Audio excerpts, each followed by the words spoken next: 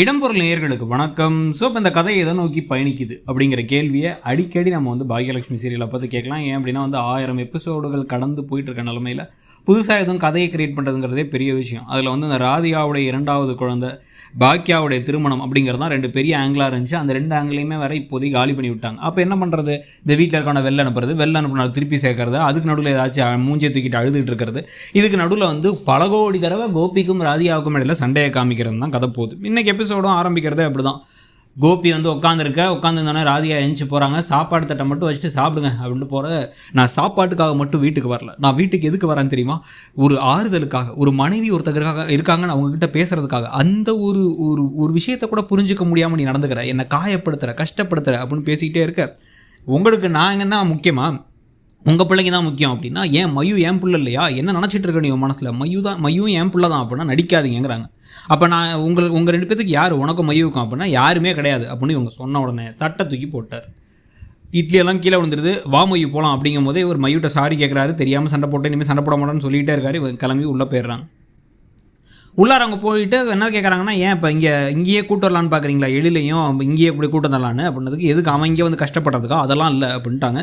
இருந்தாலும் கூட இவங்க நேராக உள்ளார மையுவை கூப்பிட்டு போக இவர் அங்கேயே ஹாலில் படுத்து யோசிக்கிறார். தட்டு கீழே கிடக்கிற தட்டை பார்த்து நமக்கு வீட்டிலே பரிமாறினானுங்களே சாப்பாட்டெல்லாம் யோசித்த உடனே சோகமாக அப்படியே தூங்கிடுறார்.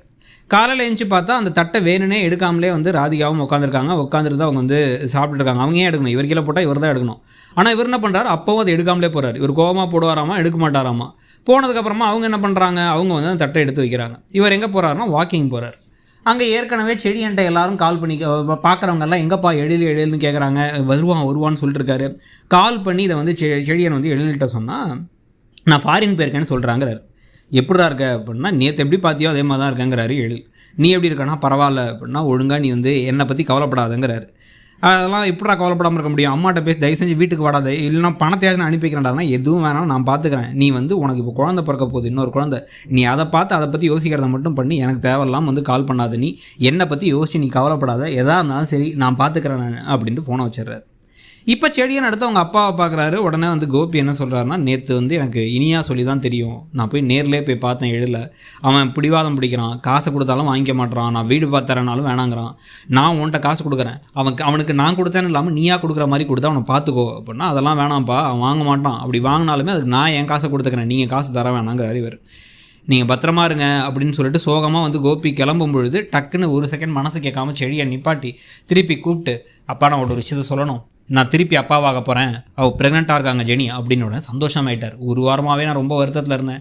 இன்றைக்கி தான் எனக்கு மனசு நிறைய சந்தோஷமாக இருக்குது, ரொம்ப தேங்க்ஸ் அப்படின்னு சொல்லிட்டு கட்டியெல்லாம் பிடிச்சிக்கிட்டு, நீ பத்திரமா பார்த்துக்கோ ஜெனியை, குழந்தைங்க கேட்டதாக சொல்லு, நீ பார்த்துக்கோ பத்திரமா இருன்னு சொல்லிட்டு போயிடுறார்.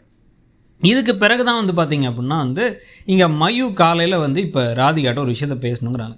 எனக்கு ரொம்ப பயமாக இருக்குது, வீட்டில் எப்போ பார்த்தாலும் நீங்கள் சண்டை போட்டே இருக்கீங்க, இது நல்லாவே இல்லை, எனக்கு ரொம்ப கஷ்டமாக இருக்குது, நீயும் அப்பாவும் சண்டை போடாமல் இருங்க அப்படின்னா அவர் தான் சண்டை போடுறாருங்கிறாங்க ராதிகா. பரவாயில்ல 2 பேரும் சண்டை போடாமல் இருங்கன்னு. சரி யோசிச்சு இனிமேல் நான் சண்டை போடாமல் இருக்கேன், நாங்கள் பார்த்துக்குறோம் அப்படின்னு ராதிகா சொல்லிகிட்டு இருக்காங்க. இதுக்கு நடுவில் இன்னும் சோக காட்சிகள் இல்லைன்னா ஈஸ்வரியா எல்லாத்துக்கும் காரணமே. ஆனால் ஈஸ்வரியை உட்கார வச்சு ஈஸ்வரி திமிரா நடந்துக்கிறாங்க பாக்கியா கிட்ட. என்ன பாக்கியா, சாப்பாடெலாம் ஒன்று வேணாம், என்ன விஷயம் பேசணுன்ட்டா என்ன அப்படிங்கிறாங்க. அத்தை உங்ககிட்ட ஒரு விஷயம் பேசணும் அத்தை, நாங்கள் மாமாவோட பிறந்தநாளை சிறப்பாக கொண்டாடலான் இருக்கோங்கிறாங்க. அதுக்கு முன்னாடி மண்டபம் புக் பண்ணலாமான்னா ஒரு நாளில் மண்டபத்தெல்லாம் புக் பண்ணி ஆள் கூப்பிட முடியாதுன்ட்டு கோயிலில் கல்யாணம் இதை வச்சுக்கலாம், அந்த பர்த்டே ஃபங்க்ஷனை வச்சுக்கலாங்கிறாங்க. அதே விஷயத்தை இப்போ ஈஸ்வரியிட்ட சொன்னோன்னா ஈஸ்வரி யோசிக்க ஆரம்பிக்கிறாங்க. ஏன்னா எல்லார் மனசுலையும் இப்போ எழில் வருவாரா மாட்டாரா, இந்த பக்கம் கோபி கூட வேறு சண்டைன்னு பல விஷயங்கள் ஓடிக்கிட்டு இருக்கு. ஸோ நீங்கள் என்ன நினைக்கிறீங்க அந்த கதை போகிற போக்க பற்றிங்கிறத சொல்லுங்கள். தேங்க்யூ.